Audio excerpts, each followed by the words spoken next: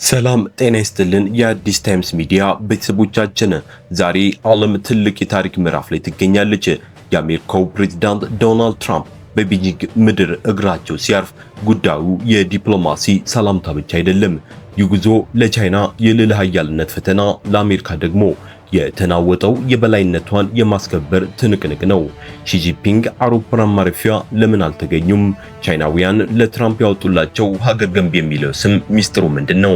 ዛሬ የሁለት ግዙፍ ሀገራት መሪዎች በዝግ በር ውይይት የዓለም የነዳጅ ዋጋን፣ የኢራን ዕጣ ፈንታና የላቲን አሜሪካ ፖለቲካን እንዴት ይቀይረዋል የሚለውን በስፋት የምናይ ይሆናል። እስከ መጨረሻም አብራችሁን ቆዩ።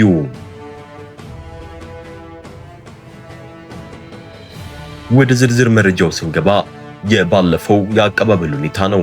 በ2017 ትራምፕ ወደ ቤጂንግ ሲያቀኑ የተደረገላቸው አቀባበል የመንግስት ጉብኝት ፕላስ ወይም ስቴት ቪዚት ፕላስ የሚባል ታላቅ ክብር ነበር። ዛሬ ግን ፕሬዚዳንት ሺጂፒንግ አውሮፕላን ማረፊያም አልተገኙም። ለምን? ይህ በዲፕሎማሲው ዓለም ትልቅ መልእክት አለው። ቻይና አሜሪካን እንደ ድሮ አትፈራም የሚል መልእክት ለዓለም እየላከች ነው። የተቀበሏቸው ምክትል ፕሬዝዳንቱ ሃሺንግ በቻይና ፖለቲካ ውስጥ ትልቅ ሰው ቢሆኑም ርዕሰ ብሔር ግን አይደሉም። በሌላ በኩል በቻይና ማህበራዊ ሚዲያዎች አንድ ስም በከፍተኛ ሁኔታ እየተነሳ ነው። ሀገር ገንቢው የሚለው ነው። ትራምፕን ማለታቸው ነው። ነገር ግን ይህ ስም ክብር ሳይሆን ከጀርባው ትልቅ ሽሙጥ የያዘ ነው። ቻይናውያን ትራምፕን አሜሪካ ከዓለም አቀፍ ስምምነቶች በማውጣታቸው ቻይናን ያለምንም ጦርነት የዓለም መሪ እንድትሆን መንገድ ከፍተዋል ብለው ያምናሉ።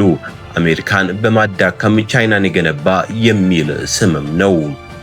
ጉዞ የተካሄደው አሜሪካና ኢራን በጦርነት አፋፍ ላይ ባሉበት ወቅት ነው።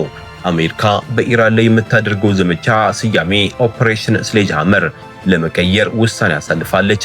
ስሌጅሃመር ወይም ትልቅ መዶሻ የሚለው ስያሜ በኢራን ላይ የመጨረሻውንና ከፍተኛውን ጥቃት ለመሰንዘር መዘጋጀቷን የሚያሳይ ወታደራዊ ምልክት ነው እየተባለ ነው። ትራምፕ በቤጂንግ የገቡት ቻይና ለኢራን የምታደርገውን የኢኮኖሚ ድጋፍ እንድታቆም ለማግባባት ነው። ቻይና የኢራን ዋነኛ የነዳጅ ገዢ በመሆኗ ትራምፕና በሺጂፒንግ መካከል ያለው ውይይት እጅግ የከረረ ነው እየተባለ ነው።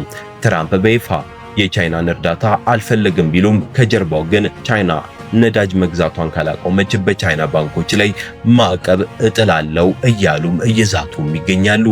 በዓለም ላይ 20 በመቶ ነዳጅ የሚያልፍበት የሆርሙዝ ወሽመጥ መዘጋቱ በኢትዮጵያም ሆነ በሌሎች ሀገራት ላይ የኑሮ ውድነት እንዲባባስ ምክንያት ሆኗል።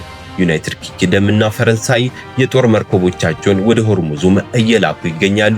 ይህ ጦርነት በአሜሪካና በኢራን መካከል ብቻ ሳይሆን የዓለም የንግድ መስመር ለማስቀጠል የሚደረግ የሃያላን ትንቅንቅ ነው። ቤጂንግ ውይይቱን ወቅት ትራምፕ ለአንድ ነገር ተስማምተዋል። ወደ ቻይና የሚሄዱ መርከቦች በወሽመጡ ሲያልፉ ቀረጥ እንዳይከፍሉ እድል ሰጥተዋል። ይህ ቻይናን ከጦርነቱ ጎን ለማሰለፍ የተሰጠ ጉቦ ነው ወይስ ስልታዊ ማፈግፈግ? የአዲስ ሚዲያ ተከታታዮቻችን ይህ ትልቅ ትኩረት የሚሻም ነጥብ ነው። ሌላኛው አስደንጋጭና ትራምፕ ቬንዙዌላን የአሜሪካ 51ኛ ግዛት ለማድረግ ማሰባቸው ነው። ይህ ሐሳብ በካራካስና በቤጂንግ ትልቅ ቁጣን ቀስቅሷል። ቻይና በቬንዙዌላ ላይ ቢሊዮን ዶላሮች ኢንቨስት አድርጋለች። አሜሪካ ቬንዙዌላን ከተቆጣጠረች ቻይና በላቲን አሜሪካ የገነባችው ተጽዕኖ በአንድ ጀንበር ይፈርሳል። ይህ ጉዳይ በቤጂንግ ዝግ በር ውይይት ላይ እንደ አንድ ትልቅ የመደራደሪያ ካርድ እየቀረበ ነው።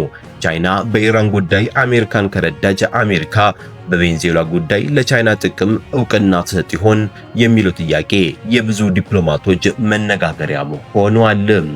ይህ የትራምፕ የቻይና ጉዞ ለዓለም ሰላምን ያመጣል ወይስ አዲስ የጦርነት ምዕራፍ ይከፍታል? ቻይናውያን ትራምፕን ሀገር ገንቢው ማለታቸው ለታሪክ ሽሙጥ ሆኖ ይቀራል ወይስ አሜሪካ በእውነትም የበላይነቷን እያጣች ነው? በሚቀጥሉት ቀናት ከቤጂንግ የሚወጡ መግለጫዎች የዓለም የኃይል ሚዛንን ይወስናሉም እየተባለ ነው። የአዲስ ታይምስ ሚዲያ ቤተሰቦች እናንተ በዚህ ጉዳይ ምን ትላላችሁ? ቻይና አሜሪካን መተካት ትችላለች ወይስ አሁን የዓለም ቁልፍ ዋሽንግተን እጅ ላይ ነው? አስተያየታችሁን ኮሜንታችሁ ላይ አጋሩን። ይህ ጥልቅ ትንታኔ ለሌሎች እንዲደርስ ሼር አድርጉ።